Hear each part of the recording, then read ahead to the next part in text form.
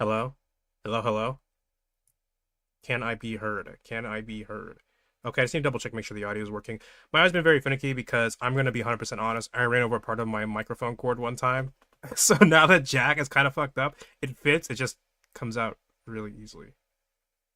Hello? Hello, hello? So if you hear me twice, that's me just testing my audio. So, not that people stay for very long usually, but if you're in the chat and you notice I've been quiet for like 30 plus minutes, or even if you're watching the VOD and you notice that suddenly I'm just scrolling through not saying anything, feel free to let me know and just be like, hey, I think your audio got cut out. It happened last time. It's always a pain because I have to decide whether I want to take the time to redo it or just leave it how it is. And usually with this stuff, I have time to redo it because the articles aren't actually that long.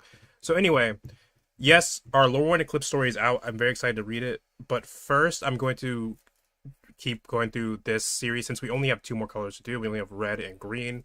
Um, Green should be out. I don't know if it is. I don't know when Mark said it's come out sometime in December. If it's not out, okay, so green is out.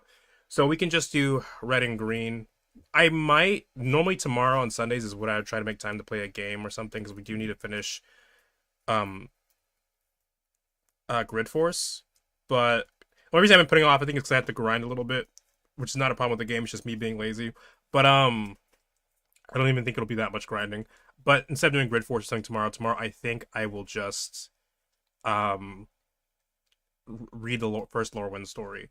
Because then next weekend, because of the break, then we can do another color up episode and then a Lorwyn episode story. Then we can switch to the Lorwyn stories on weekends.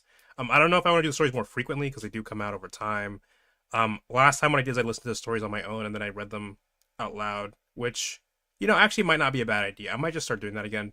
I was really just gonna get give you my first hand reaction to the story as it happens, but I feel like I have more to say if I listen to it first and then like have pieces to put together and then read it. But we'll see. Hey everybody, it's me, Red. Oh yeah, so let's get started. Hey everybody, it's me, Red. From Magic. My buddy Morrow. I don't know, for some reason the way Red's talking sounds like, hey everybody, it's me, Red. From Magic. My buddy Morrow, the guy who normally writes these articles. I'm not doing the voice the entire time. Articles is doing a five article series called My Words, where he's letting each of us colors have a whole article to explain our philosophy firsthand. He did this originally on his podcast Drive to Work. White, blue, and black I've had to say, so today you get me. One question of I should probably pull up my I don't really have an article on I haven't gotten to black yet as far as like the flavor of Magic Gathering, but I have written a bit about red by extension. I'm talking about blue and white's relationship to it, and also I did write about red relation to some of the Innistrad types like werewolves and vampires, and I do also have like a Kamigawa article about each of the colors. So I might pull some of those up for reference, just because sometimes I feel like I'm repeating the points that Mark Rosewater's make. So to be clear, with all my articles, I don't think I'm ever like necessarily treading like new ground or like new interpretations of the colors. What I'm doing is I'm kind of trying to put all of what Mark Rosewater is saying and like different people from across Magic have said about the color pie, try to put it into like one complete place that makes sense as like a cohesive point. Because I feel like a lot of this stuff can be really spread out, which is also why I've been really enjoying the My Words series, just because the My Words story is like one of the most beginner friendly, focused articles in a while, color pie articles in a while. Because usually color pie articles, like in order to feel like you have even a decent grasp, it's like spread out like across like 20 plus articles of like different colors and color combinations. And I feel like this does a good job giving you the gist in a digestible way. One of the questions you have to ask yourself is, what's the purpose of my life? You're only on the earth for a finite amount of time. What should you do with it? Philosophers have been tackling this problem since the earliest days of humanity. Luckily, I have the answer. Oh, thank God you have the answer. When you're lying on your deathbed, what's going to matter? Did you live a life that fulfilled you? Did you find love? Did you make good friends? Did you do exciting stuff? Did you accomplish things that people will talk about when you're gone? Basically, did you make the effort to maximize the time you had? That's what matters, living life to its fullest. It's kind of funny because this actually sounds kind of like Blue to a certain degree, where Blue believes like you have limited, you have limited life, so you should like maximize the time you have by living as like efficiently as possible and like self-actuating. So in that, you can already see kind of like an overlap between red and blue, despite being enemy colors, like in certain ways. But I'm not gonna get into that here. Well, I'm sure it'll come up later. How do you exactly do that? Here's the thing: it's not actually that hard. I'll walk you through my two-step process of being fulfilled. First, you have to learn to listen to your own body. Why? Because it knows what you need. For example, when you're hungry, what do? You eat. Why? Why? Because your body's telling you that you need energy. And to get the energy, you need to eat food. Likewise, if you're thirsty, your body's telling you you're getting dehydrated. If you're tired, your body's telling you that you need to rest. So there's a couple things to explore here. So first of all, what separates red from that's very interesting. What separates red from basically like most of the other colors for the most part is that most of the other colors like white and blue and even black and green to an extent separate wants and needs, right? They view what you want as not always being what you need, and sometimes you have to forsake what you want to get what you actually need later, or in some other instance. Red sees wants and needs as the same thing. To red, your wants are emotional needs. So for example, I might want to read a book, and blue might say, "Oh, well, you don't need." Or for okay, maybe a book is like too specific. Okay, I might want to play a video game, right? And blue and white and black and green might sometimes go like, "Well, you want to play a game, but you don't need to, and you should maybe put that off and get some of your work done, or there's some better stuff you could be doing." Red might argue you should play the game because even though you won't literally keel over and die from not playing the game fulfills an emotional need. It helps your mental state, which will help you function better. Um, and I think red is actually a fascinating philosophy when you understand it's not just like herder, stupid, me hit thing, and me eat. It is a lot of that, but also is like a very interesting like abstraction to red philosophy. And this idea and like there is like a base level red philosophy which is just like do you hungry you eat, me angry me punch, right? But there's also like a high level kind of like what is your desire, how do you psychologically take care of yourself? There's more to life than just what you physically need but also what you mentally need kind of thing. Chef's kiss. One white, two red. Instant. Gain control of target spell that targets only a single permanent player. Copy it, then reselect the targets at random. With a spell in the copy, the new targets can't be you or permanents you control. Cook to perfection, of course. So one thing I want to talk about here is that I consider like cooking and like baking like an art. And so here we have I don't remember her name. I'm sure there's some person already flexing in the comments going like Asmiranda Deckel or whatever her name is. But red has a big emphasis on art along with blue. But in the case of red, the emphasis on art comes from the idea of art as a form of self-expression and like emotional, expressing your emotions. And red's all about expressing the self. Also, we forgot to mention, so red is usually summarized as freedom through action. So the idea that you should just do what you want, or what your body says to do, and through that you can gain a sort of freedom or fulfillment in life. So to that end, art can actually supplement this with the idea that art can be used to express your emotions or express how you feel. And red and black both also have a big emphasis on like the individual, like individualism, individual freedom, and art can also be an extension of that too. The idea that art can be a very individual expression of yourself. Blue also has a lot of combination with like the idea of art and stuff. The idea of like perfecting something and then using knowledge to like make the best version of it.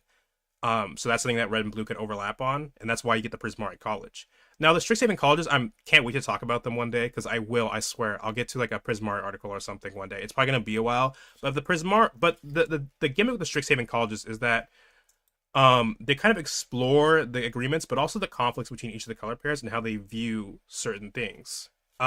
So like in the case of, for example, Quandrix with green and blue, it's the idea, is math something we invented, which is blue's take on it, or is math just something we're using to describe what's already there? Does math already exist and we're just ascribing certain things to explain what it is, which is the more green perspective. In the case of Prismari, there's like, how should we approach art? Should art be thoughtful and like we should use proper techniques, study, research, do all that, and then try to become the best artists we can be to perfect our art?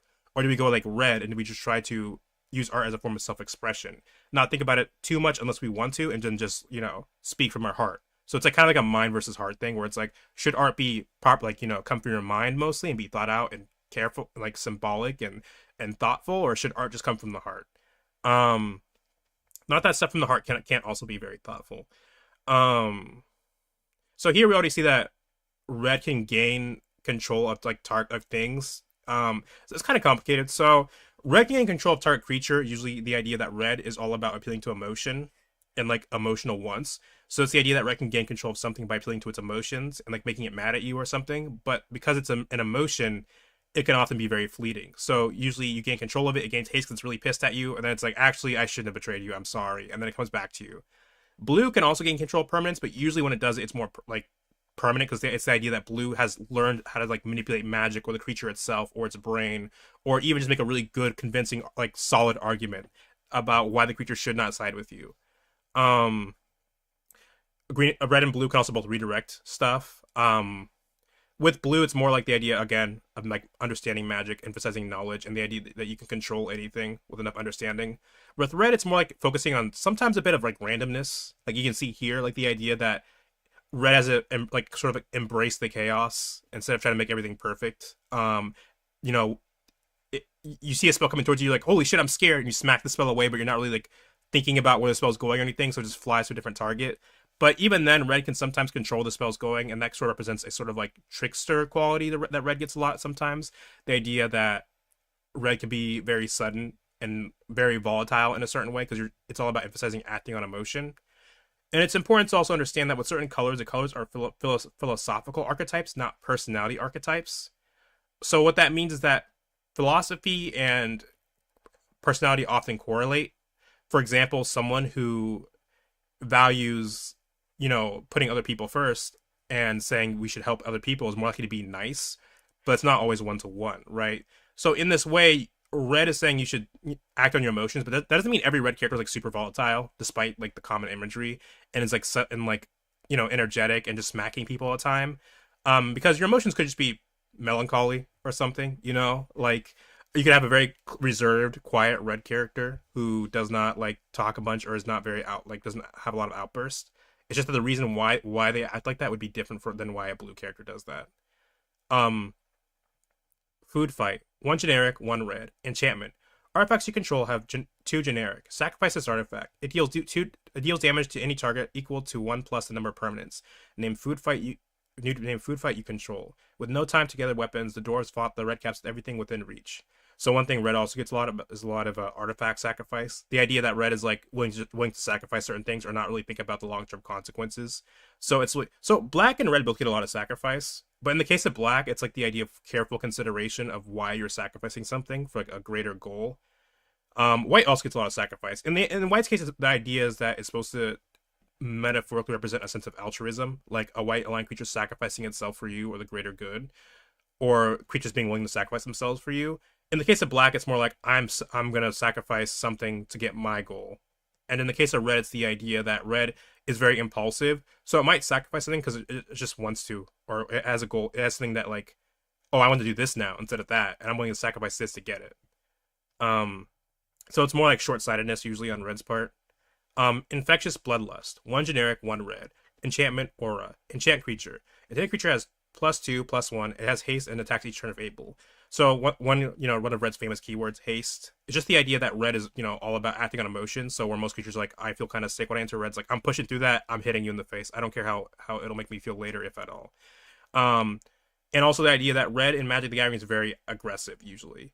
Because red deals the most direct damage. It can deal with a lot of like physical stuff like enchantments and lands and creatures, although it has struggles with enchantments. And the idea is that red's just acting kind of like impulsively a lot of the time. And you gotta consider also, what does magic represent metaphorically? Magic at the end of the day is a battle between two planeswalkers or wizards, but I think it's lore-wise it's supposed to be two planeswalkers fighting each other by summoning creatures to do the fighting or casting spells. So if your goal of magic is usually to win, then red represents that by saying, well, just win as fast as possible. You want to win? What's the best way to do that? Beat the shit out of them, right? Don't worry about trying to come up with a plan or anything. You just fucking lightning bolt them 15 times and they're dead. Easy. When an enchanted creature dies, you may search your library for a card named Infectious Bloodlust. Reveal it, put it into your hand, then shuffle your library. So also, once again, there's emphasis on motion here, like Bloodlust. Insolent Neonate. Look at this guy. One red. Creature vampire. Menace. This creature can't be blocked except by 2 or more creatures. So once again, black and red both get menace. And in the case of black, the idea of menace is that black is willing to use any means necessary to win, which includes invoking certain fears and common phobias. In the case of red, menace is like the idea that red... So if you've noticed that red has a very strong emotion theme. It's all about leaning into your emotions as much as possible. But also invoking emotions in other people, using that to your advantage. Like the idea one thing I talked about is like the colors are kind of weird because what they prioritize means also influences how they address certain issues in a way that might seem kind of hypocritical but makes a lot of sense. For example, blue is all about knowledge and understanding, right? Blue believes that knowledge is power, and knowledge, with enough knowledge, you can overcome anything. So blue gets into a conflict, and blue is like, how do I stop someone from being a threat to me? Well, you deprive them of knowledge, right? If knowledge is so important that if you can deprive your enemy of knowledge, then they just can't stop you because they don't know what's happening. The other colors are similar, right? Like black is like, hey, I'm all about the individual and the self, so how do I try to tear this group apart? Well, maybe I try to appeal to the desires of individual people. Like, hey, does this group really have what's in your best interest? Like, if I give you some money, maybe you can betray them and do what's best for you, which happens to be also good for me. Um, in the case of red, that is emotion. It's the idea that red's leaning really hard to emotion, but then by proxy might often understand emotion and might often understand how individuals feel about a certain thing and how to use that to its advantage. So that's how you get stuff like menace and also getting control of like creatures and stuff. Discard a card. It's sacrifice insolent neonate, draw a card. Well, that's actually kind of a lot for just to draw a card. I mean, it's red, but it's just, manners are for mortals. Wojak Bodyguard, 2 generic, 1 red. Creature, human soldier, mentor. Whenever this creature attacks, put a +1/+1 counter on target attacking creature with lesser power. Wojak Bodyguard can't attack or block alone. By all means, take another step forward toward the captain. So I think this is an interesting bit of flavor, like can't attack or block alone, because this could easily be flavored as white, and I think it would be right to do so. But also here in this case, it's like the idea of red's emotions, right? It's like I'm scared to block alone, like because essentially it has like reverse menace, because menace is like you can't block this without 2 or more creatures, and here it's basically has like, oh, whatever I'm fighting is scary, so I can't block unless I block with somebody else. Um, and also it's like a bit of flavoring of like the Boros specifically and how they want to work together. But you'll also see a bit of overlap in white and red in the idea of like putting others before yourself sometimes. Which is kind of ironic because red and black tend to be more individualistic, right? But black is saying that you should basically always put yourself first whenever possible. Red is saying you should do what you want, and that's what you want is usually going to be like what's in your best interest, but not always, right? So if you want to throw yourself on a bomb to save your family, you should do that. If you feel really passionate about, for example, your guild or this or whatever, then you should follow that. Black is going to say like, whatever just because you want to do something doesn't mean it's the right thing to do. So that's where red and white agree, where it's like the idea sometimes, hey, you want to put other people first. And red and white also both agree in that like not everything can always be understood and quantified sort of idea. Like sometimes you don't have time to like sit there and analyze why something is right or wrong, but you just feel it in your gut. You know it's right or wrong. So they also like overlap with that. And they're both allies with green. So you can kind of see where that overlap is coming from. Or green is like the idea that not everything can be understood, and there's just certain things that are just like a natural instinct or a calling or the way things should be. In each of these cases, you dutifully listen to your body. You eat food, drink liquid, or go to sleep. So when your body's lonely or angry or sad, it does the same thing. It lets you know that it needs something from you. Also, red gets stereotyped as the angry color, since they mentioned angry. And it's important to understand that Magic is a fighting game. At the end of the day, you're fighting other people. So the way we view the colors within the game of Magic itself is always going to be a bit skewed in certain ways, because like rage is rage is a very helpful rage is a very helpful emotion when fighting. So like if you're red and you're all about emotions, it's like, what do I want to feel while I'm fighting? Probably rage. It's also like the most understandable. Like yes, you can feel joy while fighting, but that like it makes you like a little less empathetic sometimes. Not that Magic doesn't ever touch on that. Like it does have like sadists or whatever who enjoy fighting, but red has a lot of rage in Magic. They've been trying to like diversify the amount of emotions that red can show. Like they have fear and happiness. I think happiness is usually represented as like discard and drawing and stuff, or like untapping and stuff like that. Things like that. Why should you feed a hungry body but not act on a lonely one? Does your body understand the need for food but not companionship? No, your body knows what it needs. You have to learn to listen to it. It may be easy to understand, but not as easy to do. We're often taught to stop listening to our inner voice. I guess this is emphasizing like the conflict with blue and white, where it's like what you want isn't always what you need. When I get to the other colors of Magic, I'll run through the many ways they tell us not to listen or encourage us to ignore it. To truly monitor and understand what your body is telling you can take time. Not because the message wasn't loud or clear, but because you're told to treat it as something dangerous or something that will lead you astray. But it's not. You're just telling yourself what you need. This brings us to step 2, acting on the message from your body. Inaction is easy. It literally requires you to do nothing. Taking action can be scary. But let me walk you through an example of why it's important. Let's say you're attracted to someone. You vibe with their personality, share their values, and hey, they look good. You can pine away for years telling yourself that you have something to lose if you tell them how you feel. Or you could just talk to them, open up, be vulnerable, and float the idea of a relationship. For some reason in my head I almost like autocorrected that as like situationship. I don't know why. It's just a funny way to end that. One of two things will happen. They could say they're interested in you, and then you get to start a relationship with them. Awesome. This is the kind of thing you'll value on your deathbed. Or they could tell you they're not interested, and then if what that happens, you can move on and find someone you like who likes you back. Either way, you're in a much better position than you were before.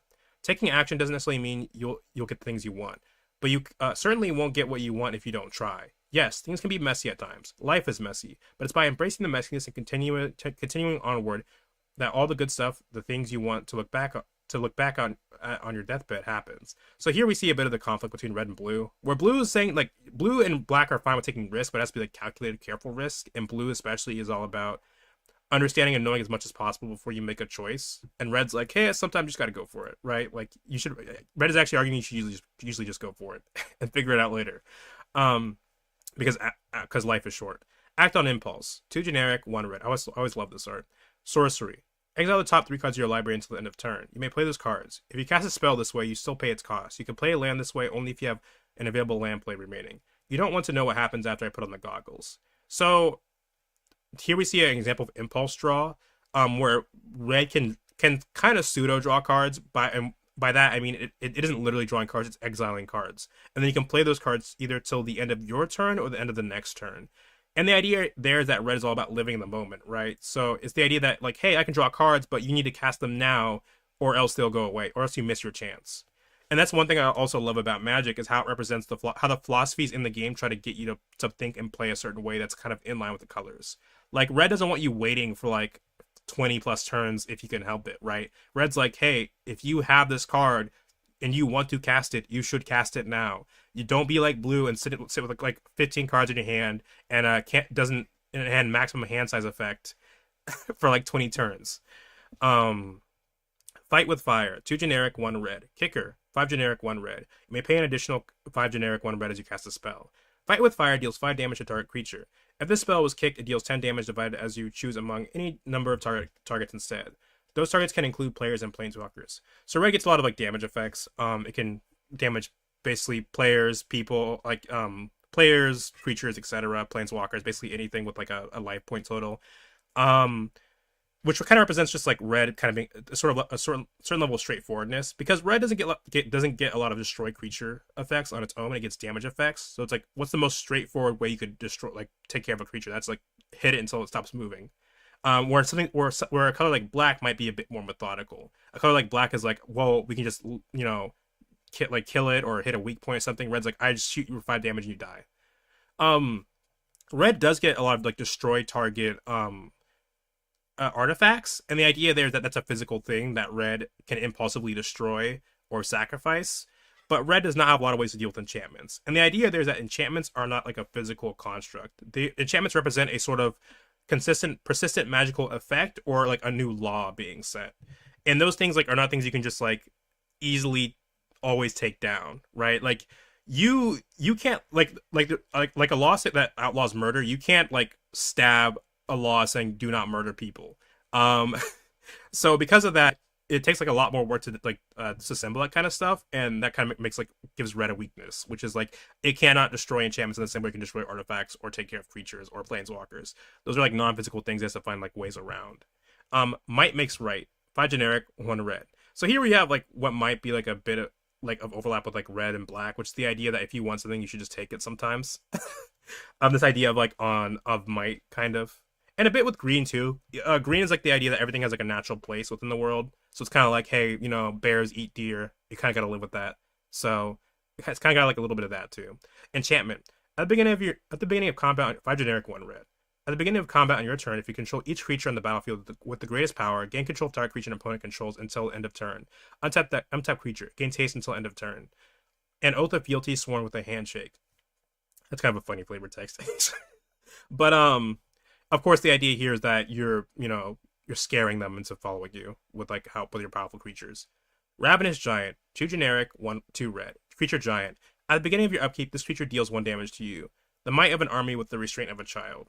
So yeah, just not restraining itself. One thing red also gets a lot is like do damage to either you or the people. So just representing that like sort of tantrum kind of thing. Giants are usually giants are kind of like all over the place in terms of the color apply. So it's kind of hard to like say why like a giant is a specific color outside of like specific planes or instances. Like green giants can be green because giants are very big, and sometimes giants are nature spirits in mythology. Giants can be white because sometimes they represent like a nice king or a nice giant. Sometimes they're red because giants can be very like monstrous and impulsive and quick to act out. Sometimes they're black because the zombie itself just happens to be kind of black aligned or selfish or greedy or like a scary story sort of thing that black is going to take care of. Sometimes they're blue because there's like water giants and all kinds of stuff. And blue does also get big creatures sometimes, like leviathans and stuff. So there's that too. And the idea that some giants are very powerful with magic or very wise or have lived very long, etc. That giants will have to get their own video at some point because there's not really like a clean way I can describe all that. Reckless cohort, one generic, one red. Creature, human, warrior, ally. Reckless cohort attacks each combat if able unless you control another ally. So I actually really love the flavor here. I like the idea that it's speaking to like red's emotions. Like sometimes red creatures are hard to control. They have to attack. They have to they have to block or something because they're acting on their emotion. But I like the idea here that like if you have another ally, they sort of like talk some sense into this person. Like okay, let's chill. Let's you don't need to go in. You have family. Mine died at Seagate. So you go to yours and I'll go to mine. Also, the flavor text just hits hard. But like the idea that if you have an ally and that's like another person that this character can see as their family, they're willing to stay there and like take care of themselves. But if they have nobody left to like fight for, they just go in and try to deal damage. Um, what separates the fulfilled from the unfulfilled is their willingness to act. You know what you need, but too many people are either stopped by fear or by a belief that it's somehow wrong to listen to their own desires. Ignore the other voices. Ignore the other voices. You want to find happiness? Listen to your own voice, then do something about it. I get 3,000 words to try and convince you of my philosophy, but it's so simple. Wait, is that literally 3,000? I never counted. Sorry. I was wondering if it's literally 3,000 words. I get 3,000 words to try to convince you of my philosophy, but it's so simple and straightforward, I'm not sure if I even need that many words. Listen to your body and act on it. That's the path to a fulfilled life. Boom. I will say that red is one of the philosophies that's easiest to explain, which is just like you only live once, YOLO, right? That's basically what it boils down to. Um, the biggest thing stopping you from doing that is the world. The world doesn't necessarily prioritize what you need. So let me spend some time walking through the many things in your way. To do that, I'll talk about my fellow enemy colors. So once again, I want to emphasize that these articles are from the perspective of whatever color they're focusing on. So this is not going to be an accurate or completely like all-encompassing take on what white believes in and what white represents and how white can manifest. This is from red's perspective, so red's going to have a less charitable look. And that goes for every color. So in the white article, red got flamed a little bit by white. So just consider that and make sure you're like, you're paying attention to what each color is saying and not just going like, oh, well, white just blows because red says it blows, or red just blows because white said it blows. And it's also important to remember that even enemy colors can agree on certain things, right? Even red and white do have agreements. Also, usually I do the pictures first, but Mark kind of swaps the order when he gets like the color alignments. So the white comes first, and then he explains here, and then so he puts the white cards first, and then talks about white. So then what we're gonna do is gonna read this first, and then explore why he chose these cards after that. We'll begin with the magic color white. White loves telling everyone else how to live their life. White makes all these rules informing you why you can't do what you want to do. To white, I'm the embodiment of chaos, the source of a destruction that will be the end of everything. White sees itself as the bastion of order and all that stands between humanity and doom. So I'm painted as a villain, as one of the reasons pain and suffering exist. So that's like Mark. I haven't talked about this in the other articles, but Mark does also give like sort of like key phrases for why color conflicts exist. I believe between I want to say between white and red, he says describes it as order versus chaos, but that might not be fair to red. He has like three ways he describes it. He has the way that like red sees it, the way white sees it, and then like how it kind of actually is like a more balanced view. Color pie. I don't know why I said it like that. Articles.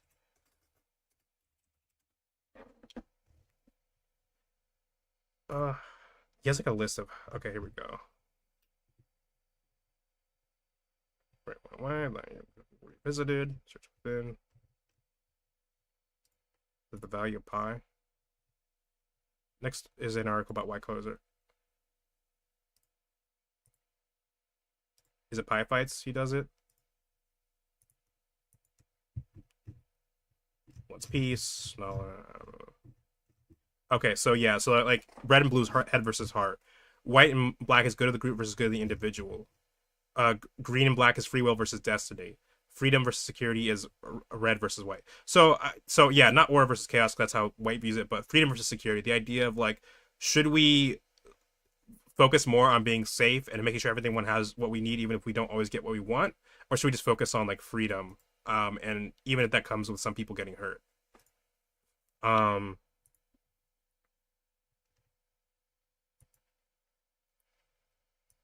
So anyway, point is read the articles. We'll begin with the magic color white. White loves telling everyone how to live their lives. White makes all these rules informing you why you can't do what you want to do. To white, I'm the embody. I mean, I already read this, but I'm just gonna keep going. I'm the embodiment of chaos, the source of destruction that will end up that will be the end of everything. White sees itself as the bastion of order and all that stands between humanity and doom. So I'm painted as a villain, as one of the reasons pain and suffering exist. I'm not about pain and suffering, okay? If Ned's being a jerk and he wants to punch him, fine, punch him. But that's on Ned. How else do you teach Ned to stop being a jerk? Society doesn't fall apart because people are acting on their own happiness. You know what causes suffering? Endless rules, the vast majority of which just exist to keep people from trying to find happiness. That's not order, that's oppression. So once again, I want to emphasize is like Red's point of view of what white is doing. That's not all white is. Although white can be very oppressive, but that is not the entirety of white. Everyone is allowed to have a passion. It's a core to feeding your soul. You should care about something with all your heart. It can be a person, an idea, an activity, or hobby, a job, whatever brings you joy. So once again, I was talking about earlier where red and black kind of conflict. So the fact that you can have a passion that's like a person and then be willing to die for that person is kind of like where black and red conflict. Because black is saying that even if you like somebody, even if someone's your friend, even if you love them, you should try to prioritize yourself first, right? But red's like, hey, sometimes you want to prioritize other people first, and that's kind of where like white and red can agree on some stuff. And it doesn't have to be just one thing. Have as many passions as you can find time for. White labels passion as selfishness, as if you're looking for your own singular need is disrespecting the group. So this is like one example I'd give where it's like, I wouldn't say white labels all passion as selfishness, and you can see that within like factions like the Boros or other red-white factions, where white is fine with certain kinds of passions as long as like directed at the right as long as it's pointed in the right direction. The best example of this would be soldiers. Red and white get a ton of soldiers, and it's this idea that uniting like red's willingness to act and do what it feels is right, and white's like willingness to do the right thing and also what it feels it is right, and to like fight for what you believe in. So white does have certain like passions that it's willing to amplify for various reasons. I might But how do you get a happy society? By allowing everyone to pursue their passions. White sees success as everyone getting what they need. So like, but just to be clear, also like white is going to say that certain passions are bad. I'm just saying that white's not against every single passion, nor would it label every passion as selfish. But what would they want? I could probably find 10 basic foods I can subsist on. Is that living? Getting by with the bare minimum to not starve to death? We have to aim higher than the bare minimum. It could be worse as not a model to live by. I'll be the first to admit that allowing someone to act on their own impulses will cause a conflict at times. Maybe you and someone else both want the same thing, and there's only one of that thing. Okay, one of you gets it and the other doesn't, but then the person who loses out can find a new thing they want and pursue that. Conflict is not the enemy. People can disagree with one another. That's okay. Fights will break out, violence can happen, things can get messy. That's not a problem. That's people living life. White labels it as anarchy. I call it being people. An important part of life is wanting things. It gives you purpose. When you get them, it makes you feel good. It fulfills you. And sometimes you won't get the thing, but you'll have a life experience and you'll learn something. Desire is not evil. It's core to experience. White's philosophy attempts to convince people to unlearn all the things they intrinsically know. Yeah, you'll never suffer if nothing is ever at risk, but then you also won't live. I'd rather live a life of high highs and low lows than never know either. That's my issue with white. I'm the bad guy. I'm the magic color. That's my issue with white. I'm the bad guy. I'm the bad guy. I'm the magic color that tries to help people find fulfillment. Magic color that wants you to feel experience and celebrate things. I'm the good guy. I'm the color who's I mean, every color thinks the good guy, right? it's just funny to me. Every color is like making that argument. I'm the good guy. Everyone else is the fucking. It's kind of weird how nobody else. What's that one meme where it's just like Man, everyone else is a weirdo, but good thing I'm the only reasonable person here, except like all five magic colors. I'm the color who's trying to make sure that when this life ends, you did something that mattered. I want to make sure you didn't just sit back the entire time afraid to do something because it could possibly impact someone else. So here usually Mark actually goes over like the align like the agreements colors have, but he actually doesn't here for red, even though he did in the previous articles. So we're just gonna I don't have an article for red's perspective, so this isn't like the most fair take for red, but we're just gonna read what I think red agrees with white. Um Red and white do have some key agreements, though. First is that white is not heartless and thus understands how emotions can be important or used to win people over. There's also the fact that red is still a philosophy that would say willing to put others willing to put others first, even if it doesn't offer you tangible benefit, can be a good thing. Starting with the first point, it's important to remember that white generally cares about people in general. It wants to make sure that the net happiness or satisfaction of the group is as high as it can be. Red is not just about rage, but it is also a philosophy of things like love and care.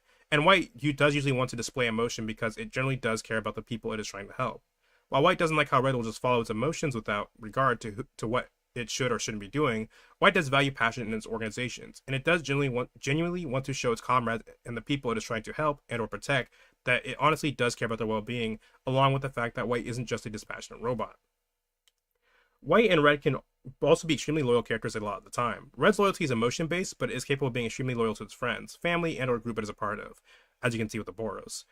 White is also extremely loyal to the causes it believes to be righteous and is willing to sacrifice things in order to help others. While white definitely has emotions, it is more willing to sacrifice itself for people outside of its emotional circle. Think of a hero sacrificing himself to save a bunch of innocent people, like a city or something, even if their friends and family are not involved. White is actively trying to improve the world and help people so it can understand the importance of taking action and taking more proactive approaches to get the desired results, such as removing something that threatens you or society or striking down evil.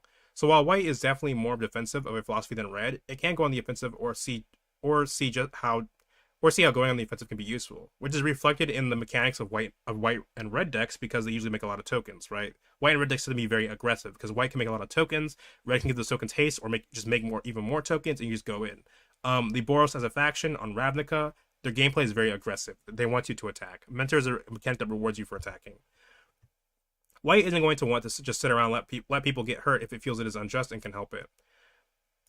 A common white and red theme you see explored in Magic is that of military or armies, which is something that actually highlights another philosophical agreement between the colors.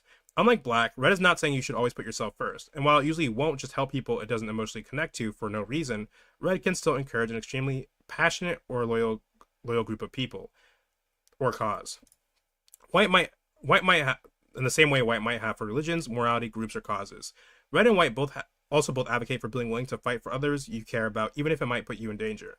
This means that despite being enemy colors, red and white both understand and tend to like to use tactics that involve masses of people.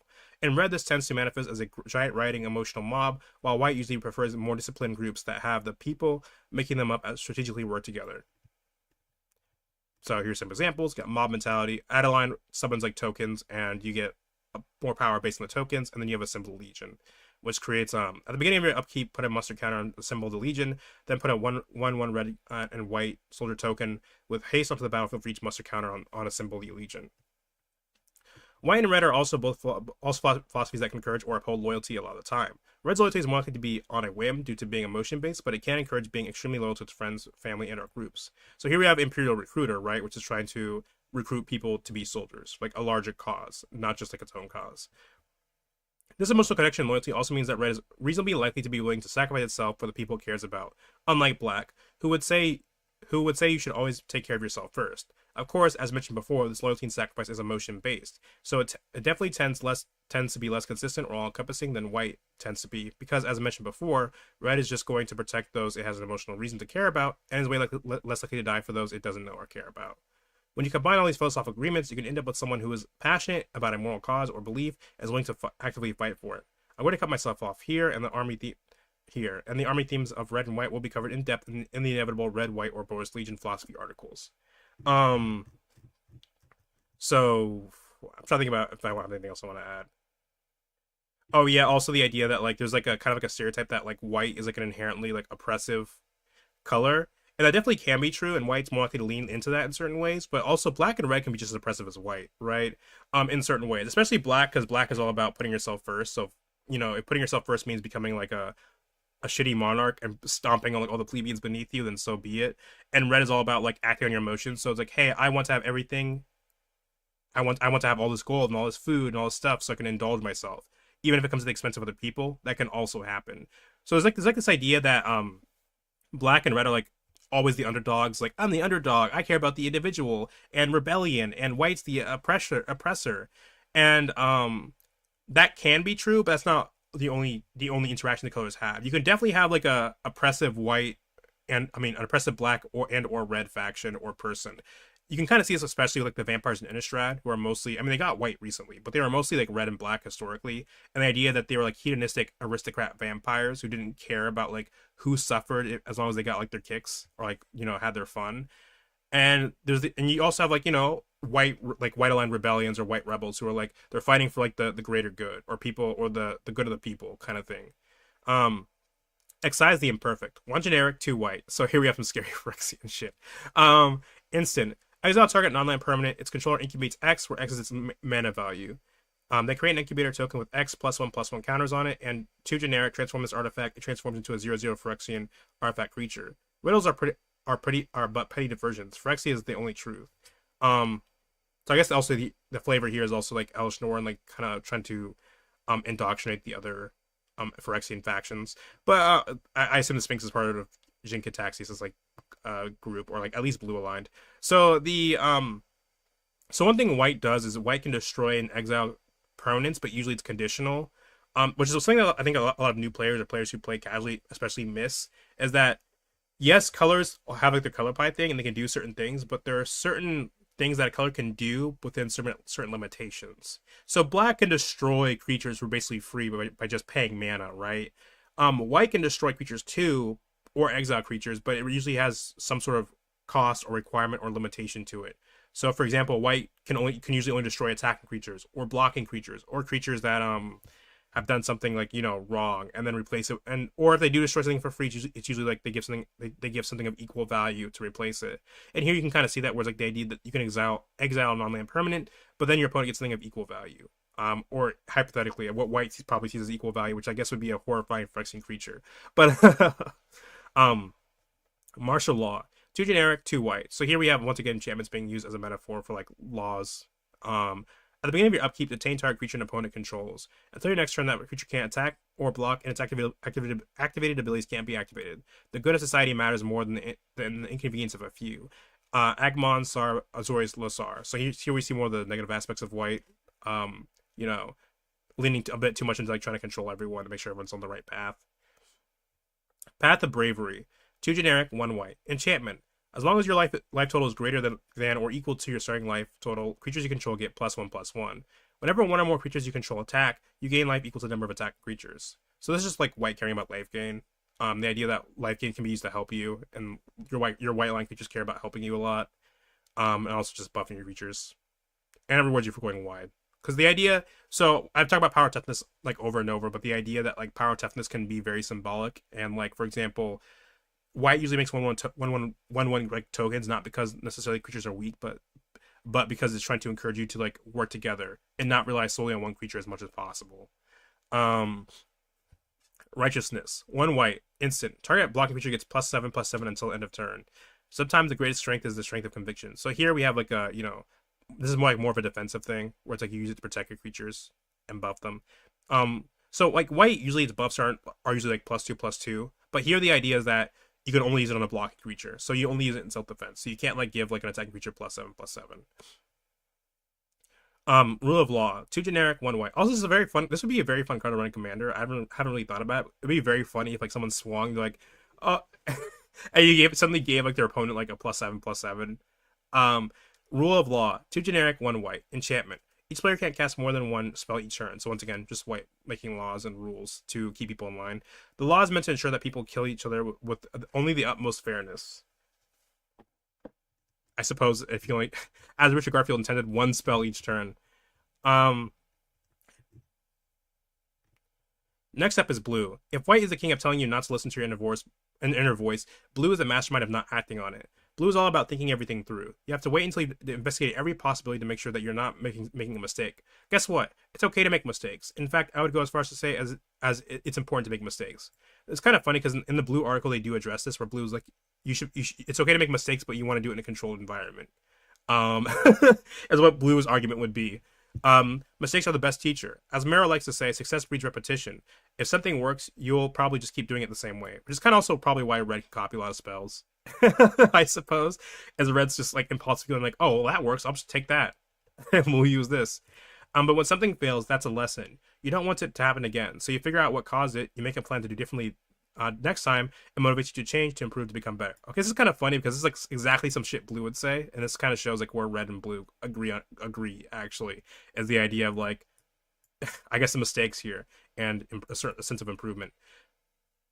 Blue is all about finding the perfect version of itself. That doesn't come from thinking things through. It comes from acting, facing consequences, and learning from them. It's the iterative loop that Mark loves talking about, the thing that designers use to make the game better. Do something, get feedback, make changes, lather, rinse, repeat. Blue would talk about missed opportunities. If you're too rash, you might do something that prevents you from reaching your full potential. You'll miss out on something important. Here's my counter to that. Let's say you're Blue, and you take your whole day to think through every ramification, so that when you finally make a decision, it's optimized to be the best. During the same day, I go and do hundreds of things. I meet people. I participate in activities. I experience new stuff. I live life. Which of us is truly missing out on opportunities? So this is kind of reflected within Magic the Gathering itself, right? Because Blue tends to play very slowly. It's usually either control or tempo. Blue wants to take time to draw cards and like build creatures and to find like a good answer to finally win the game. But that creates kind of like a weakness where colors like Red can move super fast and then kill the Blue player before the Blue player has a chance to even do anything, because the Blue player is still trying to draw cards and figure out how to like gain control of all your creatures or whatever, or mill you out. The other problem is that Blue is scared to death of emotions. Heaven forbid you feel anything, or on high. Heaven forbid you feel anything. On your deathbed, you're not going to remember your thoughts. You're going to remember your feelings, how people, things, and events make you feel. Blue treats emotions as if they are enemies within, as if they exist only to lead you astray. Maybe being led astray isn't so bad. Maybe you don't know everything. Maybe having unexpected things happen allows you to learn things you never would have otherwise. So once again, what I like with all the colors, how they all talk about their enemy color, like it's kind of like a reductive view of Blue. Not every Blue character is saying you shouldn't have emotions, but that you should control them and temper them and direct them to specific things. But again, Red articles this from Red's perspective, and I think I'm trying to find what Mark says about like Red and Blue. So head versus heart, you know, I mean head versus heart. There's also, I forgot you also did 3. Red versus Blue. Red one's freedom. Blue one's perfection. Restraint. So I mean, Blue sees it as an issue of restraint, but Red's like sees it as an issue of like enjoying your life and having freedom to do what you want and become what you need to become. Here's another thing. Why is a book the definitive source of knowledge and your emotions are? This feels very specific. Is there a Blue? I mean, does every Blue character care specifically about books? I mean, books are useful, but a book doesn't know you. A book hasn't lived your life. Emotions come from real world experiences. If you're angry for a reason. Maybe it's Ned, maybe it's something else. You won't know why you're mad until you act on the impulse. Emotions are a byproduct of you and your experiences. That's so much more valuable than a book. If Blue had its way, no one would do anything. We'd all live in cold little cocoons, tucked away from the world, calculating the potential of lives not lived. I'm not saying every action I take is right, but at least it's constantly advancing towards something. At least I'm embracing my passion. At least I'm living my life. At least I'm doing something. I'm sad for Blue. Blue gets to examine sad for Blue, feeling blue.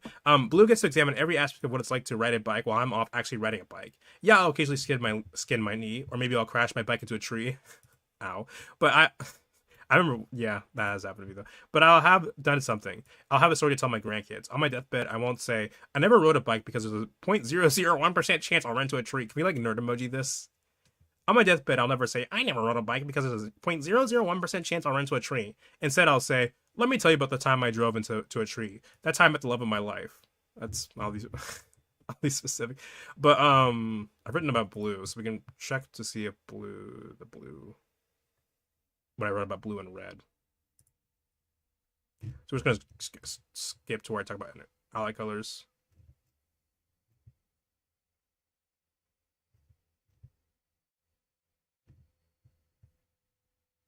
However, as you can probably surmise, if allied colors can have agreements, then it only makes sense that even philosophies that seem to be polar opposites can agree on certain things.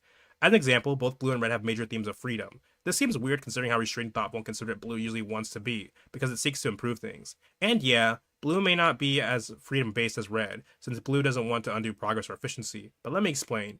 Red is a color that says, I think we should be able to do whatever it is we want. And blue comes along with its blank slate style of thinking, of looking at the world and goes, well, you can theoretically do just about whatever you want, and potentially even become just about anything if you have the proper knowledge, resources, and technology. So one thing also blue believes in, like, blue believes people are mostly blank slates, which means that you have, like, blue believes in free will basically, and like self-determination.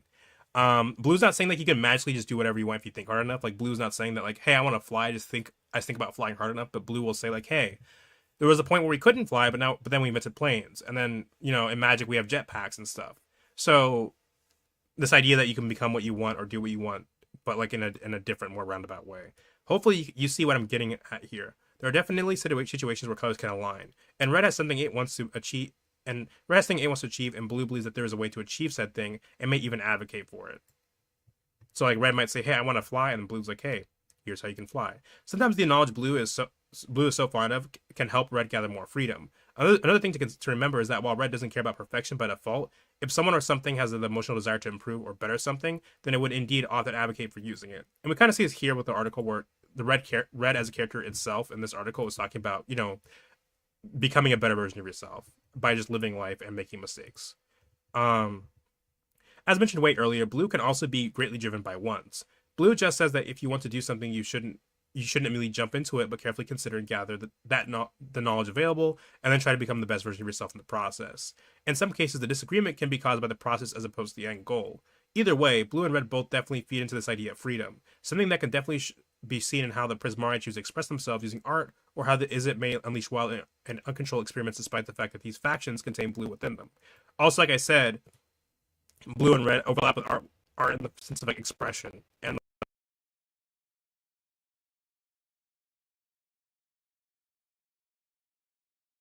like a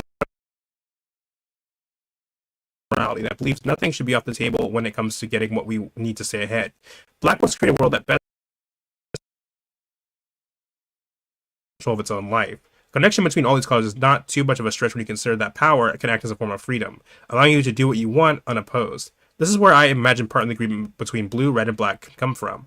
Blue wants the power to become the best version of whatever it wants to be, and it believes that most things are basically a blank slate. Red wants the freedom to follow its emotions and express itself while doing whatever it wants, and black wants the freedom to do whatever it can to amass power and take control of its life. Black is also a color that has the most emphasis on the individual, which can sometimes overlap with blue's ideals of self-actualization and red's ideals of following your own heart.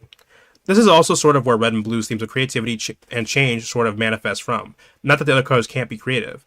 At the end of the day, if there is one thing blue philosophy tends to like, it's things getting better. Blue wants to make things better than before, and this can often lead to an emphasis on new things as well. Stuff like new technology that can allow us to surpass our previous limitations and broaden our understanding, and new information that can allow us to change the world, and also new actions, right? The idea that sometimes in order to figure out all the variables, you have to do things that might not seem obvious or might seem chaotic, but have a point, an end goal to help you improve yourself. Which is kind of like where the is it again come in. The is it like the idea that blue and red can be united by the idea that, like, hey, sometimes you need a little chaos to fully understand what's happening. Sometimes something might seem like a random or unrelated, or like just like a random experiment, but it actually has a point to it, or it can actually help you see the bigger picture. Now this doesn't seem to immediately have anything to do with red, and so you consider red's desire to act on its emotions, as well as how sporadic and chaotic it can sometimes come off as.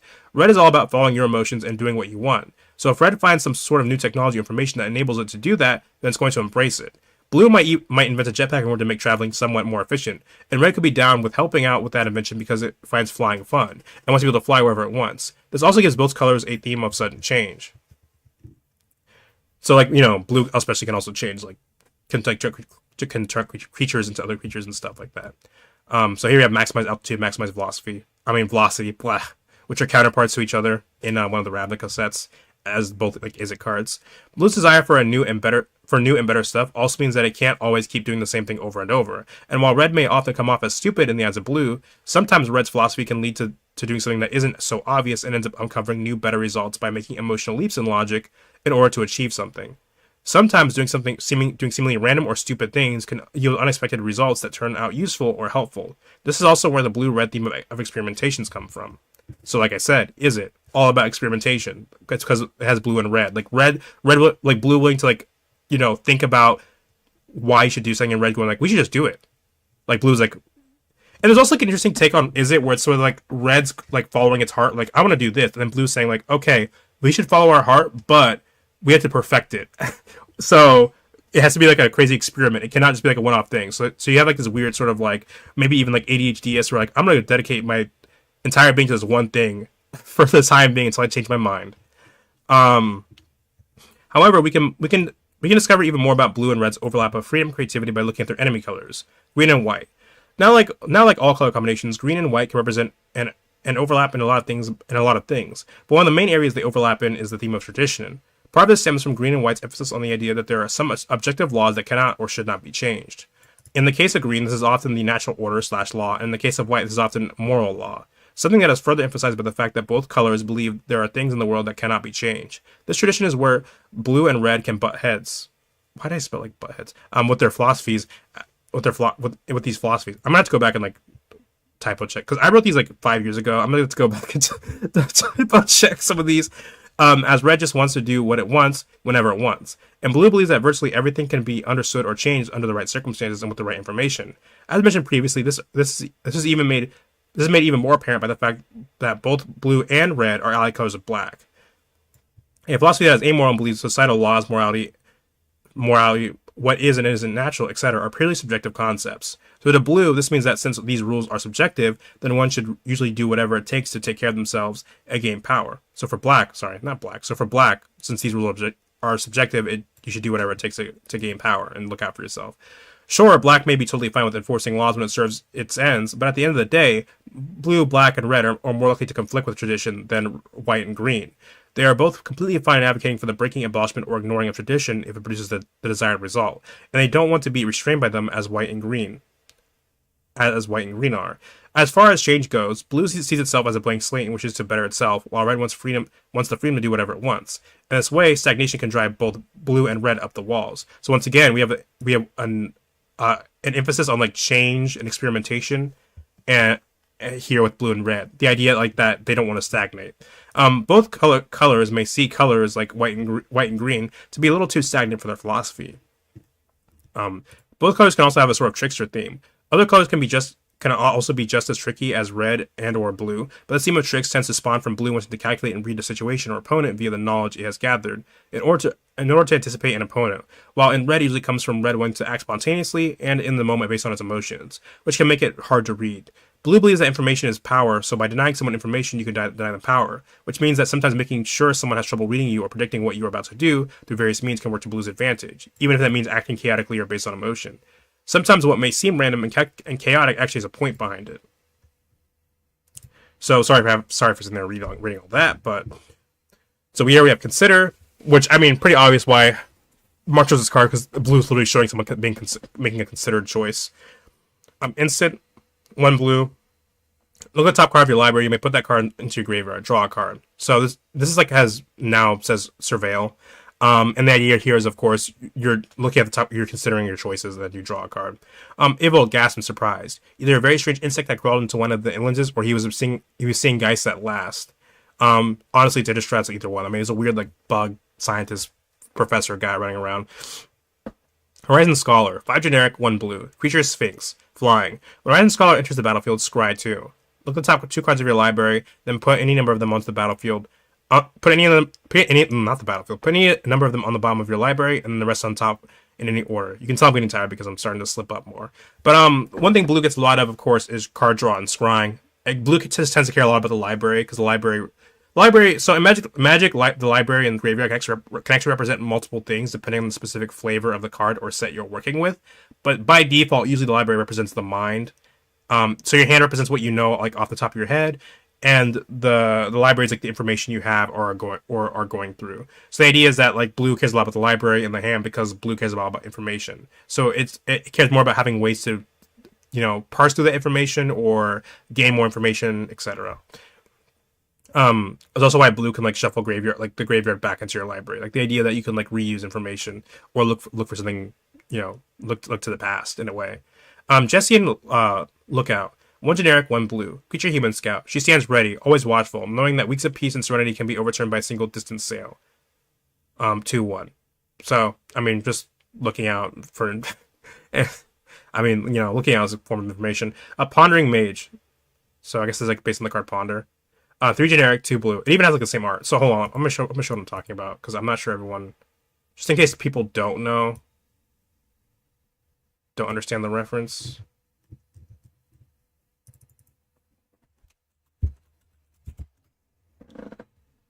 So there's like a famous Magic card called Ponder, which is it's banned in most formats except it's banned in Modern, I guess. I guess it's actually legal in most formats. But anyway, Ponder, blue, sorcery. Look at the top cards of your. Look at the top 3 cards of your library, then put them back in any order. You may shuffle, draw a card. Tomorrow belongs to those who prepare it for today. So, Ponder has the famous like 3 moons, and then of course, here you see the famous like 3 moons. So, it's a mage using Ponder, which is kind of funny. The idea that you could use Ponder and then you have like a little mage in the battlefield using Ponder. Pondering Mage, 3 generic, 2 blue, creature, human, wizard. When Pondering Mage enters the battlefield, look at the top 3 cards of your library, then put them back in any order. You may shuffle your library, draw a card. Does Ponder let you shuffle your library? Oh, you may shuffle. I didn't realize. I probably, looking back, there's probably some games I probably could have shuffled it. I just like, I guess I'm stuck with these 3 shitty cards. But anyway, the idea that you can control your deck and flow of information there. Never leave the future to fate. So once again, blue and black, they disagree with green on like the idea of fate because blue and black both believe in free will. And usually, sometimes people will see like fate mentioned in a blue card and like a black card. But the reason they mention fate is not the same reason that green has fate. Green has fate because green believes in fate or something akin to it. Blue and black have fate because it's the idea that you can control your fate. You yourself can dictate your fate. Think twice. 1 generic, 1 blue. Instant. Draw a card. Flashback 2 generic, 1 black, 1 blue. You may cast this card from your graveyard for its flashback cost, then exile it. Either I know just the spell I need or I'm about to. So once again, kind of funny because mechanically blue, like this card's drawing a card, right? So it's like I either have the spell in my hand or I'm about to draw that card. I pray as I cast Winged Words to draw 2 cards. This brings us to my allies. The magic color black is one of my allies. We get along and see eye to eye on a bunch of stuff. Black gets that it's okay to prioritize what you need and that no one else can understand you like you can. Black understands that sometimes to get what you want, you tap into your more destructive side. They get that taking risks is just a part of living life. And in the big picture, they understand that it's okay to get your hands dirty from time to time. Sometimes life can be a lot, and to deal with it, you do what you must. White and blue love calling me reckless. Black does too, but at least they smile when they say it. Black is just fun to hang out with. That's just kind of a funny way to put it. They know how to have a good time. Something I don't believe white or blue are capable of. Hey, learning can be fun, okay? That said, black can be a bit scary at times. I'm all for some amount of selfishness, but black takes it to an extreme. The idea that you would ever truly trust a person. The idea that you would ever truly trust another person is beyond black. Black would stab their mother in the back if there was something in it for them, which means, of course, never take your eye off black. You can't completely trust them. While I have a selfish side, I'm very much loyal, much about loyalty to the people who matter to me. If I truly bond with someone, I'm willing to go to hell and back for them. I understand why others matter in a way I think is beyond black. As a quick aside, let me address a stereotype about me. Yeah, I have my angry side, but that's just one facet of me. I love how I was just talking about it, and now they're like, oh, no. Yeah, I love how I was just talking about that. In a game about fighting, I get why my aggression shows up more than most of my other qualities. That doesn't mean I don't care about other emotional impulses. Love, happiness, sadness, fear, disgust. All my emotions matter just as much even if they show up on fewer cards. I'm about embracing all of my emotions, not just the ones that blow stuff up. Although to be fair, blowing stuff up is pretty fun. I mean, it's fun blowing up your opponent's shit. I'm not gonna lie. So one thing red and black also have in common, I guess, is like a sort of hedonism to an extent. Like I said, red. So individually, like black is a bit more selfish than red, and red's like has people it would throw away its life for, philosophically. But when they come together, one of the things they can have is like hedonism, like the idea that only like put yourself first, and only you know what's best for yourself. So you should do whatever it is, which can manifest like a sort of hedonistic, like vampires in Innistrad. I do what I want, no matter the cost, because it makes me feel good. Sort of philosophy.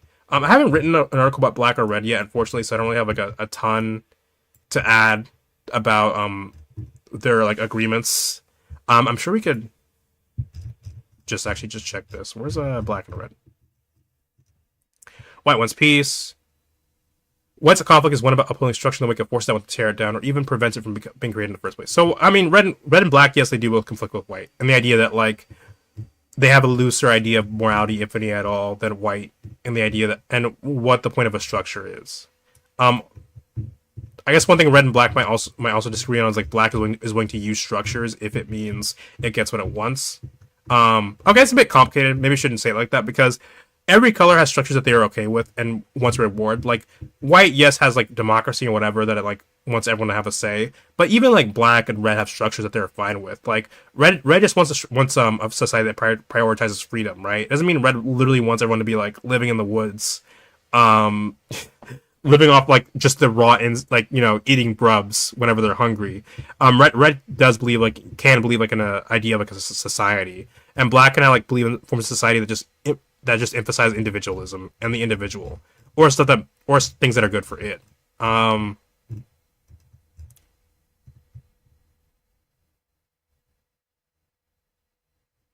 Red's conflict is one of promoting action in the wake of forces that intimidate people into slowing down. But anyway, so blood pact, 2 generic, 1 black, instant. Target player draws 2 cards and loses 2 life. So one thing black can do is like black can draw cards or have all kinds of effects, but it comes at like a cost. The idea that black is like you should do whatever it takes to win, kind of, and it's represented on the cards and the gameplay. Because if you're playing black and you're not like paying life or sacrificing creatures or something else, you're probably like shooting yourself in the foot, and that helps put you in the shoes of black as someone who needs to do whatever it takes to win. Gristlebrand's defeat did not mark the end of Skirsdag cult. The Skirsdag cult. They simply turn the worship to the next demon to emerge from the shadows bearing offer.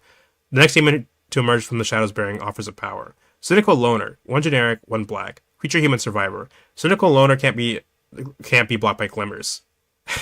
I think that's really funny because so if you don't know, this card is depicting the plane Duskmourn, which has been taken over by a giant mansion. So it's an entire haunted house where people get tortured for all eternity to feed a demon.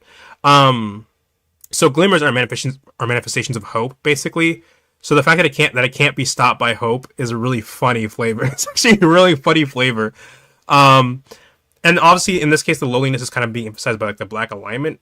As I said, black is not saying that you should literally be alone or should be a lone wolf. Black is saying black is arguing, yes, you can have people, you can have friends, you can have people you can trust, just that you should always put yourself first.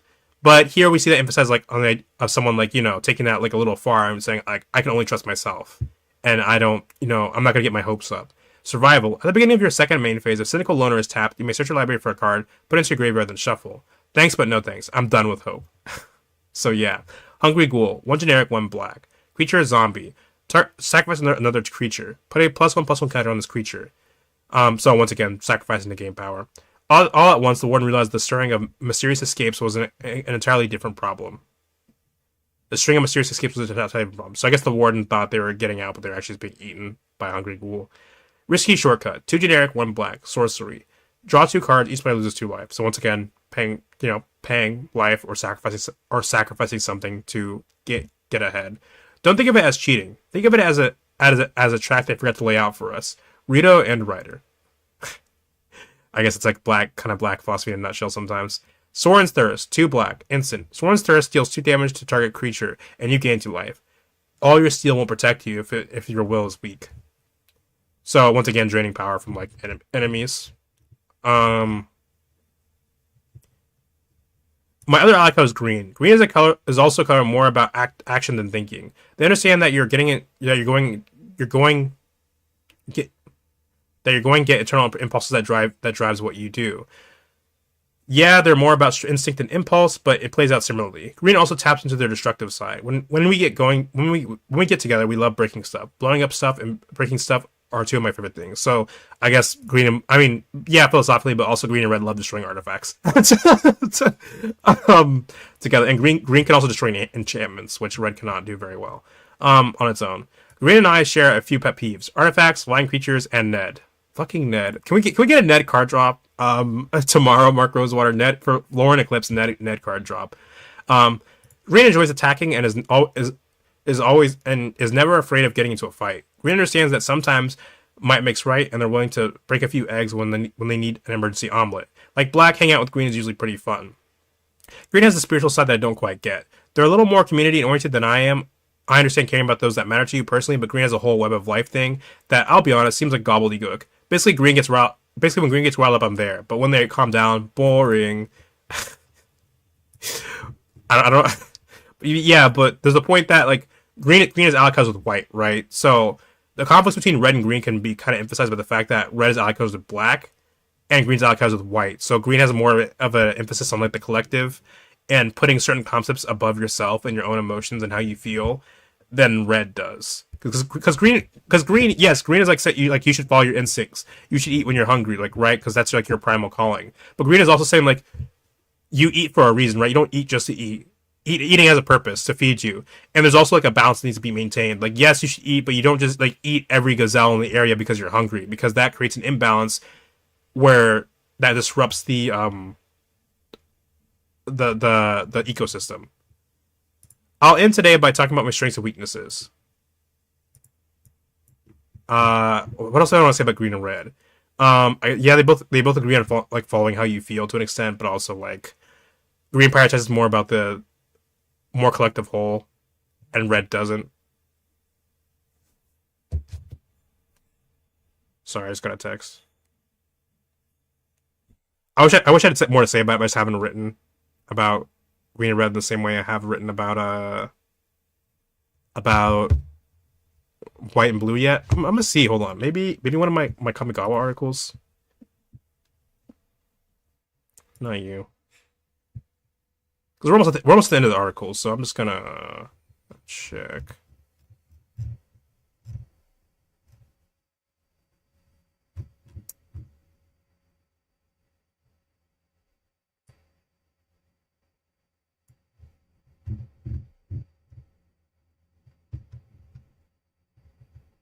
So if you look at red's placement on the color pie, you will notice that it is actually allied with green and enemies with blue. Shouldn't it be closer to green as conflict? Okay, so in Kamigawa, the colors are aligned. Mark explains that they organize the colors from like most like technology to like most likely to embrace technology to like least likely, and it went like something like from least to most. It went something like green, white, black, red, blue. And the idea is that black is the middle because black does whatever it takes to win. So it relies on both tradition and technology. And this is manifested within the set as enchantments representing tradition mostly, and then artifacts representing like sort of advancement or the future. Well, for this we are going to have to look specifically at why green and red are even allies in the first place, and some major key philosophical differences and disagreements. Because at the end of the day, if ally colors agreed on literally everything, there would be no point in categorizing them as separate color philosophies. The key difference between red and green is that red prioritizes its emotions above any sort of natural order. While green and red both have a follow your instincts meant to them, red's take on it is ultimately more selfish as it believes in following your emotions and doing what you want. But green follows its instincts because it believes that you must accept the world and your body for as it is, and thus prioritizes the natural state. In essence, green is encouraged to look more at the bigger picture, and while following your instincts is important to green, it should not come at the expense of nature or not accepting things for as they are. So here, Jugai Preserver. Green says that if you're born without wings and 4 lungs, you should be satisfied with that and learn to embrace it. But red says if I feel like flying on a jetpack with a cybernetic arm today, I'm going to get those cybernetic upgrades. Red's philosophy is often summarized as freedom through action, while green's way of thought is often summarized as growth through acceptance. Red is all about doing what you feel like doing and living free by following your heart and acting on your emotions, while green is about making peace with yourself and the world around you and accepting it for what it is. Accepting it for what it is. For all you need to be truly happy already exists within the world. With this in mind, it makes sense that a red faction on Kamigawa would see technology as a liberating force, something that can allow you to do more of the things you want. Green may say that if you can't fly, you should just accept that, but red argues that if you like flying, you want to fly more, you should try to fly more.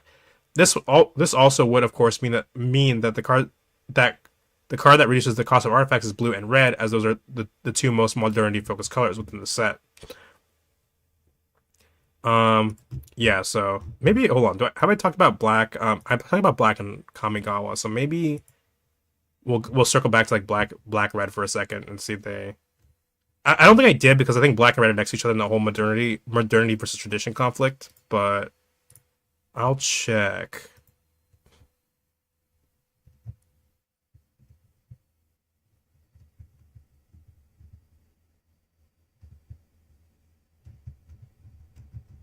Also, gotta work on the formatting. I know the formatting. I was working with a different formatting in the past, and I didn't have it on default, so now it's completely fucked up, which is my bad.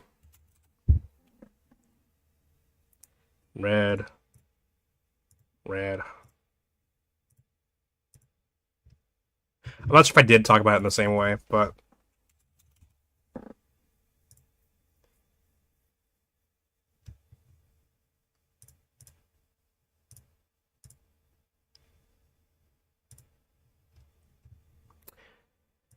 yeah.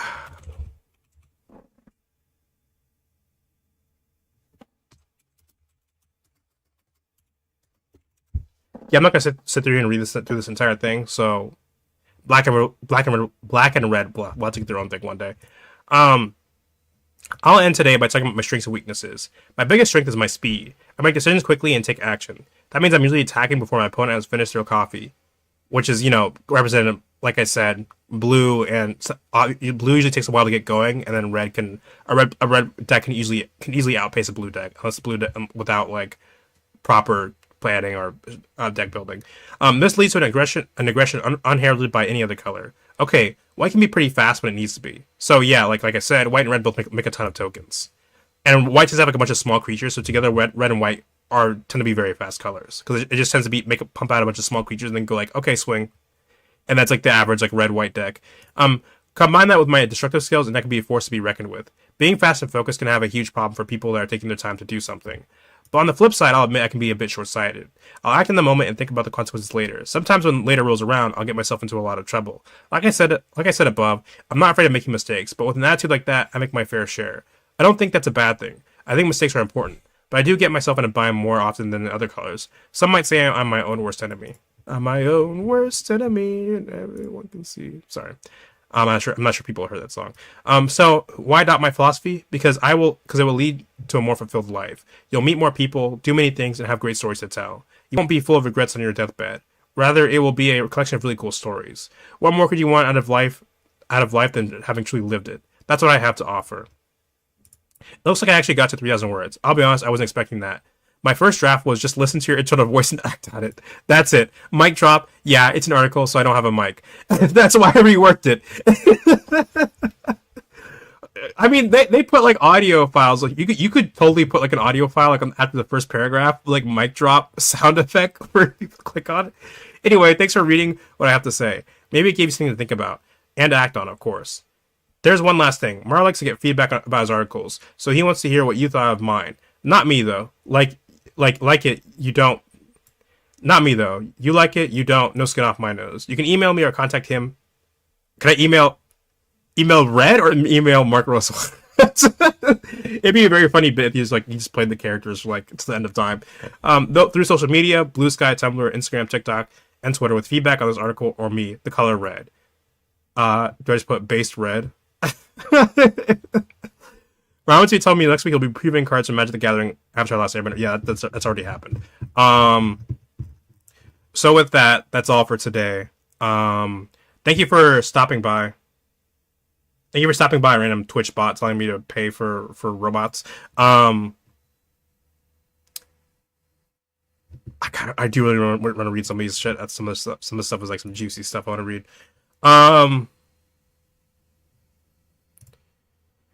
So that's all for today.